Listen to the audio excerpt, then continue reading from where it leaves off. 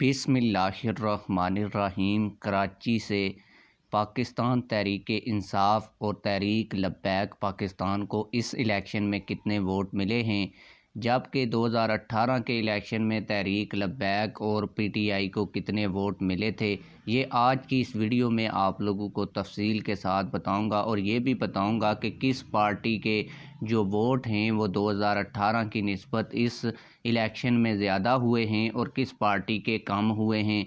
MQM को कितनी सीटें मिली हैं, पीपल्स पार्टी को कितनी सीटें मिली हैं, तहरीक लब्बैक पाकिस्तान ने कितनी नशिस्तें जीती हैं, पीटीआई ने कराची से कितनी नशिस्तें जीती हैं, ये भी आज की इस वीडियो में आप लोगों को बताऊंगा। लेकिन वीडियो शुरू करने से पहले आप लोगों से यही गुजारिश है कि वीडियो को लाइक कर दें और चैनल को सब्सक्राइब कर लें ताकि हमारी हर नई आने वाली वीडियो आप लोगों को बर वक्त मिलती रहे। अगर 2018 के इलेक्शन की बात की जाए तो पीटीआई ने सबसे ज़्यादा कराची से वोट हासिल किए थे और नशिस्तें जीती थीं, और पीटीआई ने तकरीबन 10 से 11 लाख वोट कराची से हासिल किए थे।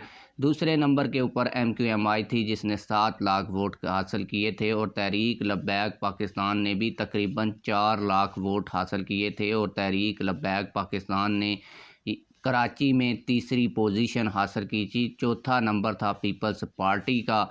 आप लोगों को बताता चलूँ कि अगर सीटों की बात की जाए तो 11 नशिस्तें पीटीआई ने जीती थी, एमक्यूएम ने 6 नशिस्तें जीती थीं और 3 नशिस्तें पीपल्स पार्टी ने 2018 के इलेक्शन में जीती थीं। अब की बात की जाए तो पीपल्स पार्टी ने 7 कौमी असम्बली की नशिस्तें जीती हैं और एमक्यूएम ने 15 कौमी असम्बली की नशिस्तें जीती हैं, जबकि एक का अभी फ़ैसला नहीं हो सका। आप लोगों को यहाँ पर यह भी बताता चलूँ कि पीटीआई के हिस्से में कौमी असम्बली की कोई भी सीट इस दफ़ा नहीं आई। तहरीक लब्बैक पाकिस्तान कोई भी सीट नहीं जीत सकी। 2018 के इलेक्शन में तहरीक लब्बैक पाकिस्तान को बहुत सारा वोट यहाँ से पड़ा था, लेकिन इस दफ़ा तहरीक लब्बैक पाकिस्तान उतना वोट हासिल नहीं कर पाई जितना कि 2018 के इलेक्शन में मिला था। पीटीआई को भी उतना वोट नहीं मिला जितना 2018 के इलेक्शन में मिला था। पीटीआई क्योंकि इलेक्शन कैंपेन भी नहीं कर पा रही थी और उनके अक्सर और बेशतर जो रहनुमा थे वो भी जेलों में थे। आप लोगों को बताता चलूँ कि पीटीआई और जो तहरीक लब्बैक पाकिस्तान का वोट बैंक था वो मजहबी वोट बैंक था और नज़रिए का वोट बैंक था। वो डाइवर्ट हुआ जमात इस्लामी की तरफ से, और नज़रिए पर लड़ने वाली जमातें जो थीं वो 3 थी और तीनों जमातों ने हर हलके में अपना उम्मीदवार खड़ा किया था। पीटीआई ने भी हर हलके में अपना उम्मीदवार खड़ा किया था। तहरीक लब्बैक पाकिस्तान ने भी हर हलके में अपना उम्मीदवार खड़ा किया था, जबकि जमात इस्लामी ने भी कराची के हर हलके में अपना उम्मीदवार खड़ा किया था।